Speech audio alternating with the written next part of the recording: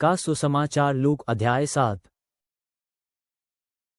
यीशु लोगों को जो सुनाना चाहता था उसे कह चुकने के बाद वह कफरनहूम चला आया। वहां एक सेनानायक था जिसका दास इतना बीमार था कि मरने को पड़ा था। वो सेवक उसका बहुत प्रिय था। सेनानायक ने जब यीशु के विषय में सुना तो उसने कुछ बुजुर्ग यहूदी नेताओं को यह विनती करने के लिए उसके पास भेजा कि वह आकर उसके सेवक के प्राण बचा ले। जब वे यीशु के पास पहुंचे तो उन्होंने सच्चे मन से विनती करते हुए कहा, वह इस योग्य है कि तू उसके लिए ऐसा करे, क्योंकि वह हमारे लोगों से प्रेम करता है। उसने हमारे लिए आराधनालय का निर्माण किया है। सो यीशु उनके साथ चल दिया। अभी जब वह घर से अधिक दूर नहीं था, उस सेनानायक ने उसके पास अपने मित्रों को ये कहने के लिए भेजा, हे प्रभु, अपने को कष्ट मत दे, क्योंकि मैं इतना अच्छा नहीं हूं कि तू मेरे घर में आए। इसीलिए मैंने तेरे पास आने तक की नहीं सोची, किंतु तू बस कह दे और मेरा सेवक स्वस्थ हो जाएगा। मैं स्वयं किसी अधिकारी के नीचे काम करने वाला व्यक्ति हूं और मेरे नीचे भी कुछ सैनिक हैं। मैं जब किसी से कहता हूं जा, तो वह चला जाता है, और जब दूसरे से कहता हूं आ, तो वह आ जाता है, और जब मैं अपने दास से कहता हूं ये कर, तो वह उसे ही करता है। यीशु ने जब ये सुना तो उसे उस पर बहुत आश्चर्य हुआ। जो जनसमूह उसके पीछे चला आ रहा था उसकी तरफ मुड़कर यीशु ने कहा, मैं तुम्हें बताता हूं, ऐसा विश्वास मुझे इस्राएल में भी कहीं नहीं मिला। फिर भेजे हुए वे लोग जब वापस घर पहुंचे तो उन्होंने उस सेवक को निरोग पाया। फिर ऐसा हुआ कि यीशु नाइन नाम के एक नगर को चला गया। उसके शिष्य और एक बड़ी भीड़ उसके साथ थी। वह जैसे ही नगर द्वार के निकट आया तो वहां से एक मुर्दे को ले जाया जा रहा था। वह अपनी विधवा माँ का इकलौता बेटा था। सो नगर के अनगिनत लोगों की भीड़ उसके साथ थी। जब प्रभु ने उसे देखा तो उसे उस पर बहुत दया आई। वह बोला, रो मत। फिर वह आगे बढ़ा और उसने ताबूत को छुआ। वे लोग जो ताबूत को ले जा रहे थे निश्चल खड़े थे। यीशु ने कहा, नवयुवक, मैं तुझसे कहता हूँ, खड़ा हो जा। सो वो मरा हुआ आदमी उठ बैठा और बोलने लगा। यीशु ने उसे उसकी माँ को वापस लौटा दिया। और फिर वे सभी श्रद्धा और विस्मय से भर उठे और यह कहते हुए परमेश्वर की महिमा करने लगे कि हमारे बीच एक महान नबी प्रकट हुआ है, और कहने लगे, परमेश्वर अपने लोगों की सहायता के लिए आ गया है। यीशु का ये समाचार यहूदिया और आसपास के गांवों में सब कहीं फैल गया। इन सब बातों के विषय में यूहन्ना के अनुयायियों ने उसे सब कुछ जा बताया। सो यूहन्ना ने अपने 2 शिष्यों को बुलाकर उन्हें प्रभु से यह पूछने को भेजा, क्या तू वही है जो आने वाला है, या हम किसी और की बाट जोएं? फिर वे लोग जब यीशु के पास पहुंचे तो उन्होंने कहा, बपतिस्मा देने वाले यूहन्ना ने हमें तुझसे ये पूछने भेजा है, क्या तू वही है जो आने वाला है, या हम किसी और की बाट जोएं? उसी समय उसने बहुत से रोगियों को निरोग किया और उन्हें वेदनाओं तथा दुष्टात्माओं से छुटकारा दिलाया, और बहुत से अंधों को आंखें दीं। फिर उसने उन्हें उत्तर दिया, जाओ और जो तुमने देखा है और सुना है उसे यूहन्ना को बताओ। अंधे लोग फिर देख रहे हैं, लंगड़े लूले चल फिर रहे हैं और कोढ़ी शुद्ध हो गए हैं, बहरे सुन पा रहे हैं और मुर्दे फिर जिलाए जा रहे हैं, और धनहीन लोगों को सुसमाचार सुनाया जा रहा है। वो व्यक्ति धन्य है जिसे मुझे स्वीकार करने में कोई समस्या नहीं। जब यूहन्ना का संदेश लाने वाले चले गए तो यीशु ने भीड़ में लोगों को यूहन्ना के बारे में बताना प्रारंभ किया। तुम बियाबान जंगल में क्या देखने गए थे? क्या हवा में झूलता कोई सरकंडा? नहीं। फिर तुम क्या देखने गए थे?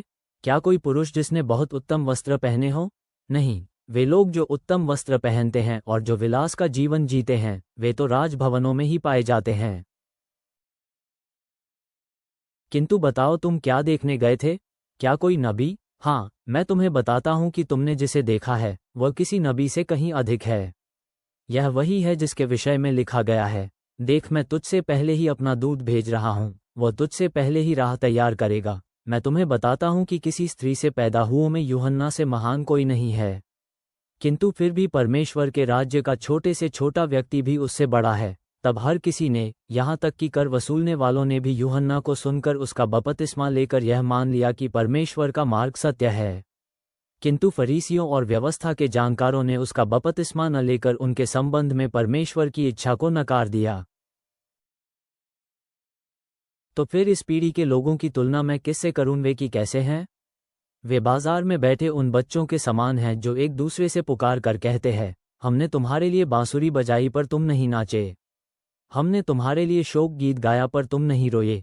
क्योंकि बपतिस्मा देने वाला यूहन्ना आया जो न तो रोटी खाता था और न ही दाखस पीता था, और तुम कहते हो उसमें दुष्टात्मा है। फिर खाते पीते हुए मनुष्य का पुत्र आया, पर तुम कहते हो देखो ये पेटू है, पियक्कड़ है, कर वसूलने वालों और पापियों का मित्र है। बुद्धि की उत्तमता तो उसके परिणाम से ही सिद्ध होती है।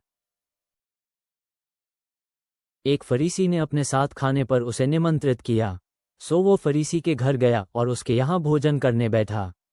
वहीं नगर में उन दिनों एक पापी स्त्री थी। उसे जब ये पता लगा कि वह एक फरीसी के घर भोजन कर रहा है, तो वह संगमरमर के एक पात्र में इत्र लेकर आई। वह उसके पीछे उसके चरणों में खड़ी थी। वह रो रही थी, अपने आंसुओं से वह उसके पैर भिगोने लगी। फिर उसने पैरों को अपने बालों से पोंछा और चरणों को चूमकर उन पर इत्र उंडेल दिया। उस फरीसी ने जिसने यीशु को अपने घर बुलाया था, ये देखकर मन ही मन सोचा, यदि यह मनुष्य नबी होता तो जान जाता कि उसे छूने वाली यह स्त्री कौन है और कैसी है। वह जान जाता कि यह तो पापिन है। उत्तर में यीशु ने उससे कहा, शमौन, मुझे तुझसे कुछ कहना है। वह बोला, गुरु, कह। यीशु ने कहा, किसी साहूकार के 2 कर्जदार थे। एक पर उसके 500 चांदी के सिक्के निकलते थे और दूसरे पर 50। क्योंकि वे कर्ज नहीं लौटा पाए थे, इसलिए उसने दयापूर्वक दोनों के कर्ज माफ कर दिए। अब बता, दोनों में से उसे अधिक प्रेम कौन करेगा? शमौन ने उत्तर दिया, मेरा विचार है वही जिसका उसने अधिक कर्ज छोड़ दिया। यीशु ने कहा, तूने उचित न्याय किया। फिर उस स्त्री की तरफ मुड़कर वह शमौन से बोला, तू इस स्त्री को देख रहा है?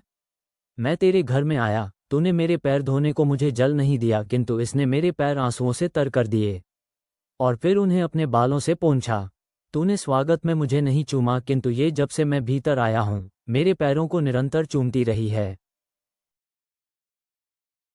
तूने मेरे सिर पर तेल का अभिषेक नहीं किया, किंतु इसने मेरे पैरों पर इत्र छिड़का। इसीलिए मैं तुझे बताता हूं कि इसका अगाध प्रेम दर्शाता है कि इसके बहुत से पाप क्षमा कर दिए गए हैं। किंतु वह जिसे थोड़े पापों की क्षमा मिली, वह थोड़ा प्रेम करता है। तब यीशु ने उस स्त्री से कहा, तेरे पाप क्षमा कर दिए गए हैं। फिर जो उसके साथ भोजन कर रहे थे, वे मन ही मन सोचने लगे, ये कौन है जो पापों को भी क्षमा कर देता है। तब यीशु ने उस स्त्री से कहा, तेरे विश्वास ने तेरी रक्षा की है, शांति के साथ जा। प्रभु, विधवा के पुत्र को जीवित करके और पापिनी स्त्री को क्षमा करके आज शोकाकुल समय में शोक संतप्त परिवारों को सांत्वना दें। जहां भी विश्वास मिले, जैसे कि सैनिक अधिकारी का, उसकी प्रशंसा करें। प्रश्नों के बीच अपने कार्यों पर संदेह न करें। पश्चाताप करने वालों पर प्रेम बरसाएं। हमारे हृदयों को आशा में सुदृढ़ करें। आमीन।